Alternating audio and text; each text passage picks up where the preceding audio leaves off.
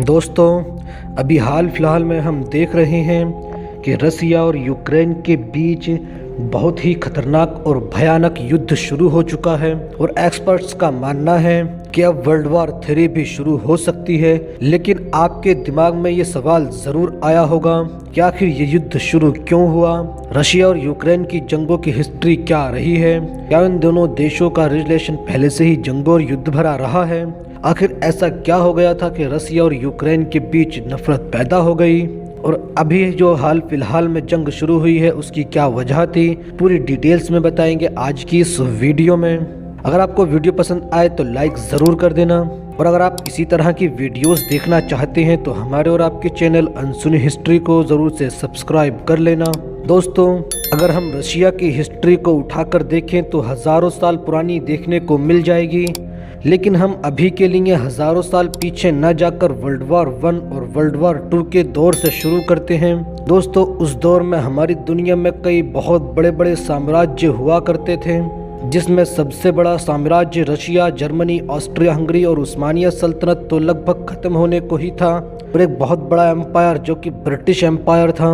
और जब दुनिया में इतने बड़े साम्राज्य खड़े हों तो यूक्रेन तो उस दौर में इन साम्राज्यों के लिए कुछ छोटे मोटे गांव के बराबर ही था और यूक्रेन का काफ़ी बड़ा हिस्सा काफ़ी लंबे समय तक रशियन एम्पायर में रहा था और ये उस दौर में रसिया के अंडर ही आया करता था। यूक्रेन आज भी उस जगह पर मौजूद है जहां समय समय पर 4 बड़े साम्राज्यों की सीमाएं मिलती थीं, जो कि कभी उस्मानियों की तो कभी ऑस्ट्रिया हंगरी, कभी रूस तो कभी जर्मनी की। तो सोचो, जो जगह इतने विवादों में मौजूद हो उसमें भला शांति कहाँ से मौजूद होगी। ये जगह कभी उस्मानियों के कब्जे में थी तो कभी रशिया के तो कभी जर्मनी के, इसीलिए यहाँ पर सीमा को लेकर काफ़ी लंबे समय से लड़ाई झगड़े होते ही रहे हैं। उस्मानिया सल्तनत के लगभग ख़त्म होने के बाद इस इलाके का ज़्यादातर हिस्सा रूस के अंडर आया करता था, जो कुछ इलाका जर्मनी के कब्जे में आ गया था। अब इस बात को आप ऐसे समझ सकते हो जैसे कि हमारे देश का, भारत का कश्मीर, पाकिस्तान और इंडिया के बीच में झगड़े होते रहते हैं इस जगह को लेकर। ये जगह इन दोनों देशों के लिए बिल्कुल ऐसे ही समान थी। अब सोचो, उस दौर में जर्मनी ने तो वर्ल्ड वॉर छेड़ रखी थी, इसीलिए उसने रूस पर भी हमला कर दिया था और इस इलाके का काफ़ी बड़ा हिस्सा अपने कब्जे में ले लिया था। लेकिन बाद में उन दोनों के बीच एक समझौता हुआ और ये इलाका बॉर्डर का इलाका बना दिया गया था। इसका कुछ हिस्सा रूस के कब्जे में था तो कुछ जर्मनी के, और बीच में बॉर्डर बना दिया गया था। लेकिन जब वर्ल्ड वॉर 2 शुरू हुई थी तो ये वही इलाका था जहाँ पर हद से ज़्यादा तबाही हुई थी, क्योंकि रूस और जर्मनी ऑस्ट्रिया हंगरी के बॉर्डर का इलाका था। यहाँ की सेना और आम लोग 2 भाग में बट गए थे। पहला हिस्सा वो था जो कि रूस की तरफ से लड़ रहा था और इस फौज में यूक्रेन की काफ़ी बड़ी तादाद में सेना और आम लोग शामिल थे, जो काफ़ी बड़ी तादाद में मारे भी गए थे। और वहीं दूसरा इलाका जर्मनी के कब्जे में था। काफ़ी बड़ी तादाद में लोग जर्मनी की तरफ से लड़ रहे थे, जो कि जर्मनी का ही साथ दे रहे थे। यहाँ के काफ़ी बड़ी तादाद में लोग रूसी लैंग्वेज भी बोलते हैं। इसका मतलब इसीलिए यूक्रेन के काफ़ी बड़ी तादाद में लोग यही चाहते हैं कि हम रूस से मिलकर चलें, लेकिन यूक्रेन अमेरिका और यूरोप का साथ देता है। और जब वर्ल्ड वॉर 2 खत्म हो गई थी तो यूक्रेन रूस के साथ हो गया था, ना कि अमेरिका के, और रूस उसको पूरा सपोर्ट करता था। ऐसा समझो कि ये इलाका पूरा रूस के अंडर ही आया करता था और कुछ ही सालों में उसने इतनी तरक्की कर ली थी कि यूरोप के शायद ही किसी देश में इतनी ज़्यादा तरक्की हुई होगी। बड़े बड़े स्ट्रक्चर, कॉलेज, यूनिवर्सिटी, एडवांस हथियार बनाना यहाँ पर बहुत ही आम हो चुका था। बात उस समय ज़्यादा बिगड़ गई जब 2014 में यूक्रेन की राजधानी कीव में लाखों लोग अपनी आज़ादी की मांग करने लगे और रूस से अलग होने की बात करने लगे और रूस के खिलाफ नारे भी लगाने लगे। यहाँ पर ये प्रोटेस्ट काफ़ी बड़ा बन गया। यहाँ पुलिस और आम लोगों के बीच में कई झड़पें हुईं, जिसमें 70 से ज़्यादा लोग मारे भी गए थे और इस प्रोटेस्ट ने काफ़ी बड़ा रूप ले लिया था।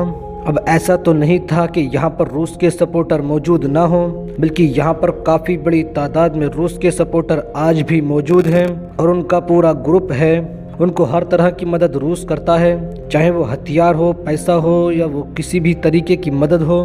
लेकिन जब प्रोटेस्ट हद से ज़्यादा बढ़ने लगे तो बात जब और भी बिगड़ गई, जब 26 फरवरी 2014 को रूस को सपोर्ट करने वाले लड़ाके यूक्रेन की क्रीमिया स्टेट में घुस गए और सभी सरकारी बिल्डिंग और संसद को अपने कब्जे में ले लिया था। इसी दौरान रूस की फौज ने क्रीमिया के सभी हवाई अड्डे, बंदरगाह और सैन्य अड्डे सभी अपने कब्जे में ले लिए थे। उस समय रूस और यूक्रेन दोनों के बीच आमने सामने की जंग शुरू हो गई थी और पूरी दुनिया सिर्फ देखती रह गई थी। कोई कुछ ना कर सका था और क्रीमिया का पूरा इलाका रूस ने अपने कब्जे में ले लिया था और वो आज तक रूस में ही मौजूद है।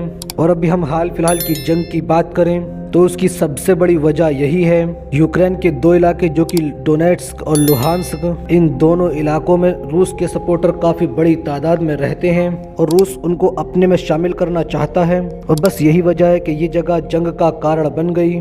रूस ने इन दोनों इलाकों को अपना अपना देश बनाने की परमिशन दे दी और उन्हें आज़ाद देश घोषित कर दिया और उनको अलग देश बनाने की मान्यता भी दे दी है और अपनी पीस कीपिंग फोर्स के नाम पर वहां पर अपनी फोर्स भेज दी है ताकि वहां से यूक्रेन के सैनिकों को खदेड़ा जा सके। क्योंकि रूस ने इस इलाके को आज़ाद देश घोषित कर दिया है तो जाहिर सी बात है वो इस जगह पर यूक्रेन की फौज या फिर किसी भी देश की फौज को देखना नहीं चाहेगा। तो इसीलिए उसने अपनी फौज यहाँ के लिए भेज दी है। तो इससे जंग और भी ज़्यादा बढ़ सकती है। उसने यूक्रेन के सैनिकों को खदेड़ने के लिए इस एरिया में अपनी फौज भेज दी है।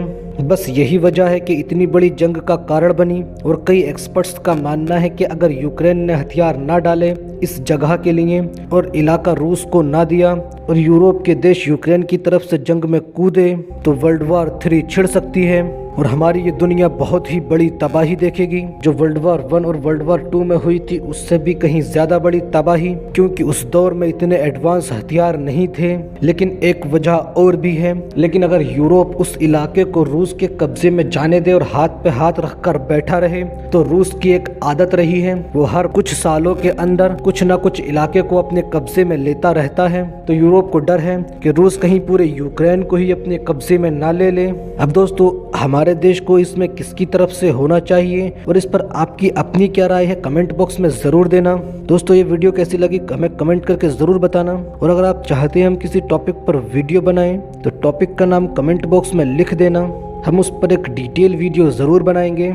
अगर आपको वीडियो पसंद आई है तो लाइक करके हमारे इस चैनल अनसुनी हिस्ट्री को सब्सक्राइब करने के बाद पास ही में घंटी वाले बटन को दबाकर ऑल पर भी क्लिक कर देना और साथ ही अपने सभी दोस्तों के साथ भी शेयर कर देना, क्योंकि अनसुनी हिस्ट्री से जुड़ी वीडियो आपको इस चैनल पर हमेशा मिलती रहेंगी।